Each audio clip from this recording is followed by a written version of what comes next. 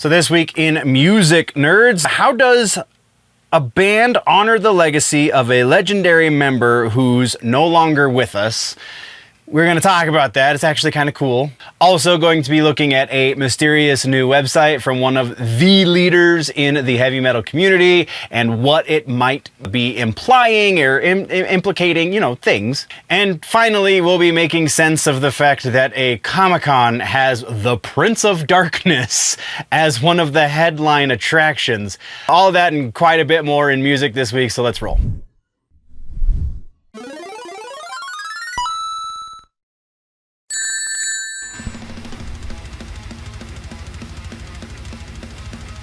Welcome, nerds, to the Clips channel. If you are new here, then let me welcome you to the Clips. This is a smaller portion of a much larger video that happens over on the main channel. It's a series I like to call The Week in Nerddom. This right here is the music section. We are going to be talking about music-related things, tours, new music, reacting to videos, just regular news in the music news section, all of the things.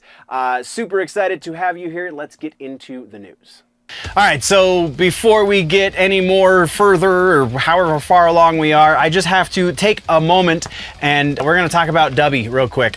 This is the only one I have here in the studio right now, but I do have the s'mores in my kitchen, and I finally came, and I can 100% certify that it's yummy. It's a little dangerous.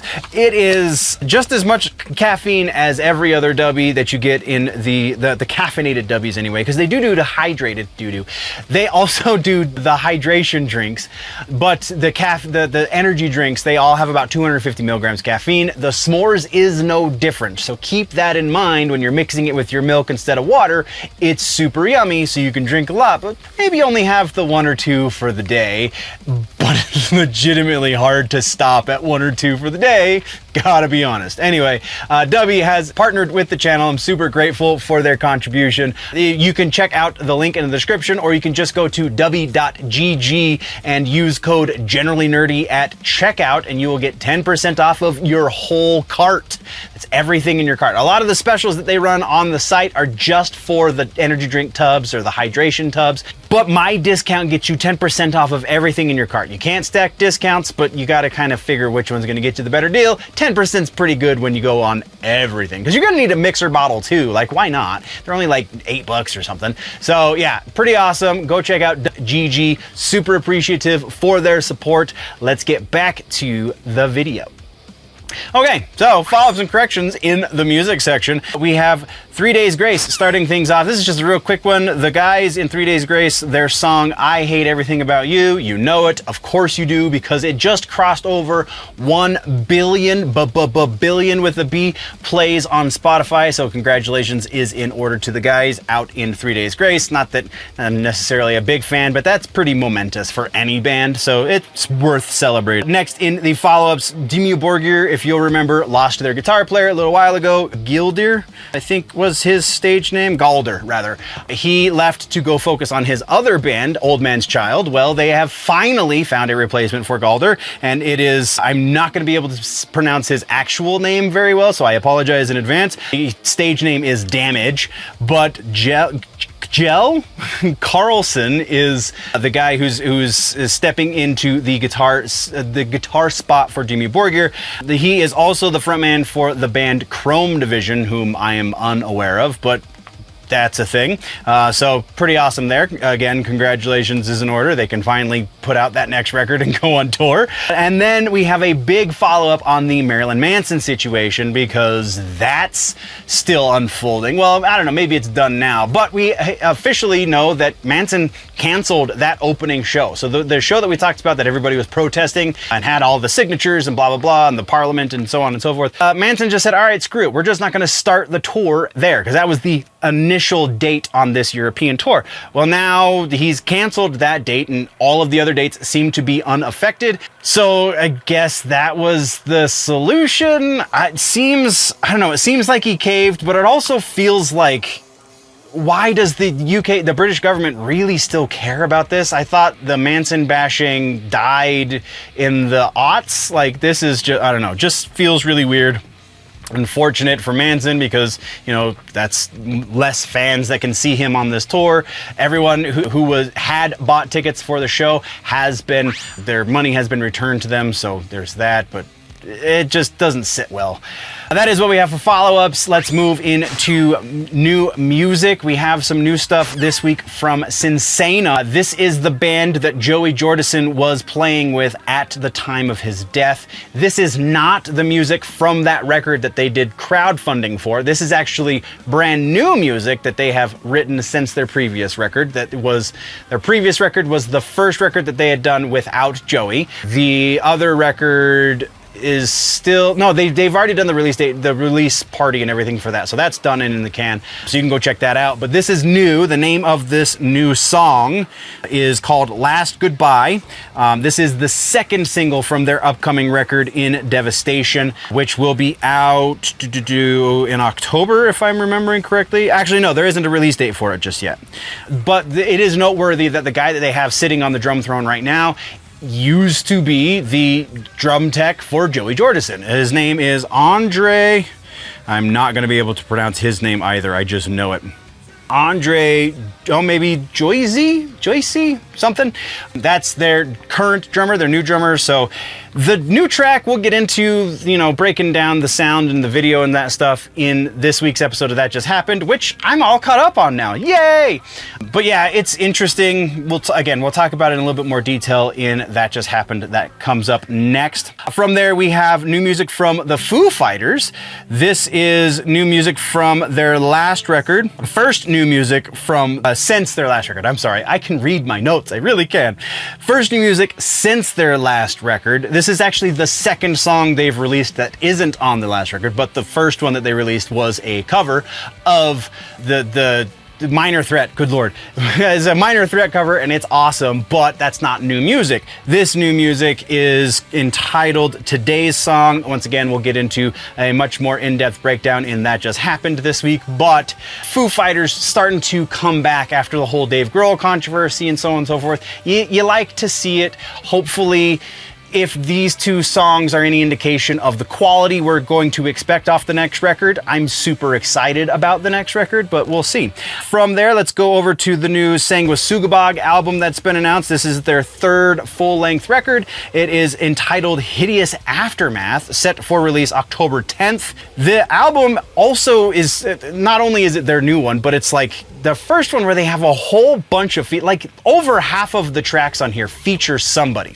One of the tracks features the entire band of Peeling Flesh, apparently, and then we've got a whole bunch of other like vocalists from other metal bands. We've got dude from Nails, dude from Defeated Sanity rather, and even Cattle Decapitations Travis Ryan is guest vocaling on this record. So pretty interesting. Sanguisugabogg are kind of like the second coming of death metal for a lot of people. I understand it. They've released a new track off of this record, which we will talk about once again in this week's episode of That Just Happened. But yeah, pretty interesting. And then also I have to touch on this just because it's too epic not to. Go pick up the new Deadguy record. It's out now. It's titled Near Death Travel Services. And if you like bands like Converge or Dillinger Escape Plan or the Callous Dowboys, then you're going to really appreciate Deadguy, because these guys are one of the bands that influenced all of those other bands. Well, maybe not directly influenced Callous Dowboys. I don't know their influences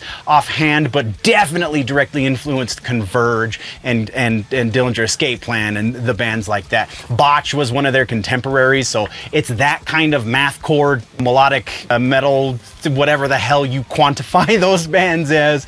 That's what these guys do, and they do it super well. They actually only released one record when they were around initially. This is their second full-length record, and they're doing super well with it. It's pretty freaking awesome. You absolutely should go check it out. Once again, Near Death Travel Services. It's a banger for sure. Not surprisingly, not our suggestion for this week. We'll actually get to that in a minute. But that is what we have for new music. Let's talk about some regular ass news. Coming out the gate for this one, swinging a little bit, we have Slipknot in the news because they are teasing something on a new website. You can find it linked down in the description. You have to put in a code or a password, it would seem, once you put in the words "come play dying," which is part of the marketing for their first record, which the website is the title of the technical title of their first major label record, not Meet, Feed, Kill, Repeat, but the other one, the one that has Sick and Eyeless and all that stuff on it. That's the website. So obviously this is tied somehow to their first record. Also, kind of leading us down a path here, they are currently on tour in Europe. They just finished a US tour last year that is the 25th anniversary of the first record. So like that is kind of on the brain for these guys. And we also have Jim talking about how they are trying to write a new record. So once they're done in Europe, they're not going to be coming back to release really anything new. They're going to come back and write something new. So we've got a little bit of time before we actually hear from the band in new material, which means we've got a little bit of a gap of time that seems to possibly be going towards potentially being filled with a box set commemorating 25 years of the original, the first album. Some people call it the self-titled. That's not technically accurate. Actually, what's really cool, a little bit of Slipknot trivia for you real quick. The title of that first label record is the barcode from Mate, Feed, Kill, Repeat. When they registered the barcode for that very, very first album that they put out themselves, that was the barcode that they then used to title their first major label record. So that's why it's a bunch of random numbers, because it's the barcode. So if you didn't know that, now you know. And the more you know is half the battle or something. So continuing on.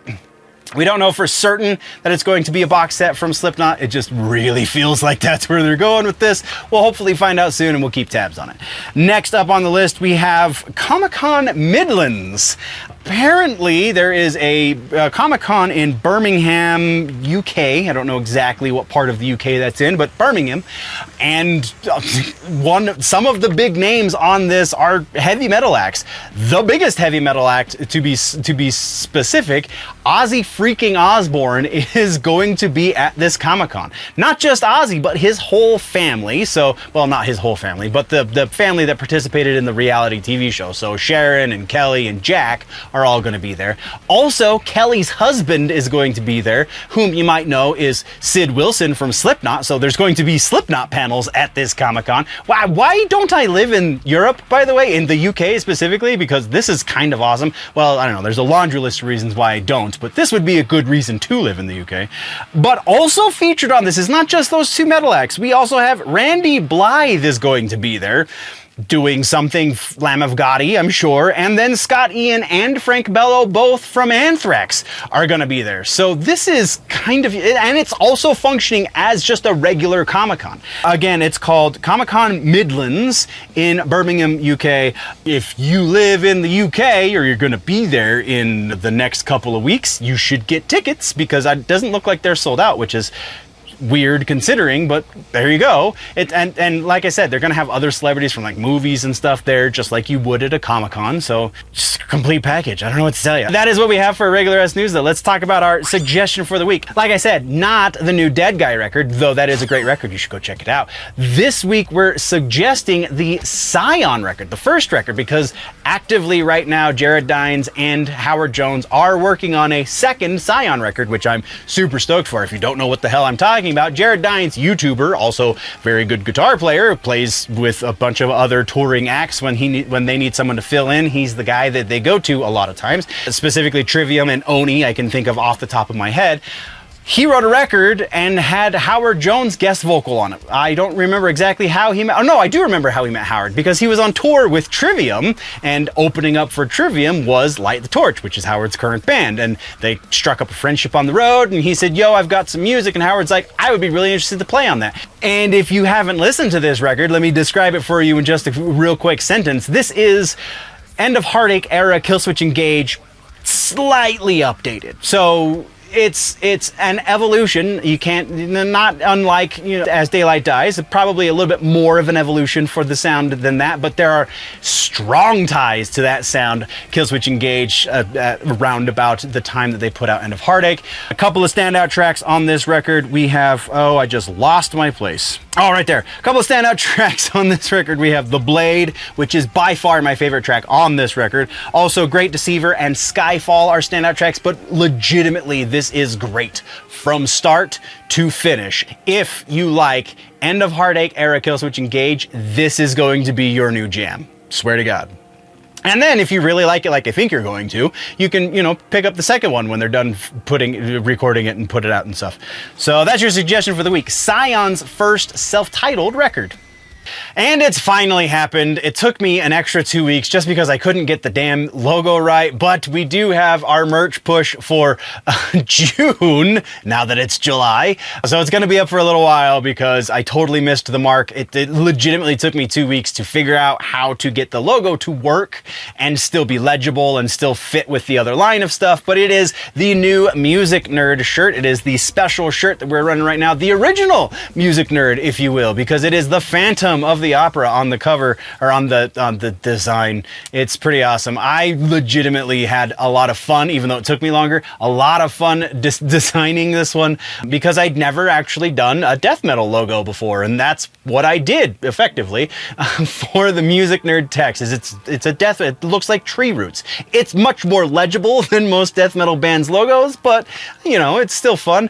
Either way, go check out the merch store linked in the description. You can get your copy or your shirt. I couldn't find the hoodie that I put all the other designs on, so unfortunately the zip-up hoodie is not available, but we do have a bunch of shirts and things. I'm pretty sure I put it on a pullover hoodie instead of the zip-up because, again, I couldn't find it. But either way, that is there finally. I'm super proud of it. Go check out the store. That's all I have to say. Let's get back to the show. Thank you very much, nerds, for tuning in. If you want to level up your nerdy, geeky, pop culture knowledge, then don't forget to subscribe and do all of the things. Go check out the main channel, Generally Nerdy, for the larger portion. Again, you get all of the sections into one convenient video over on Generally Nerdy. The name of the show is The Week in Nerddom. Thank you for checking out this clip. We will see you next time. Before we go, though, always remember that if it's generally nerdy, it's probably here.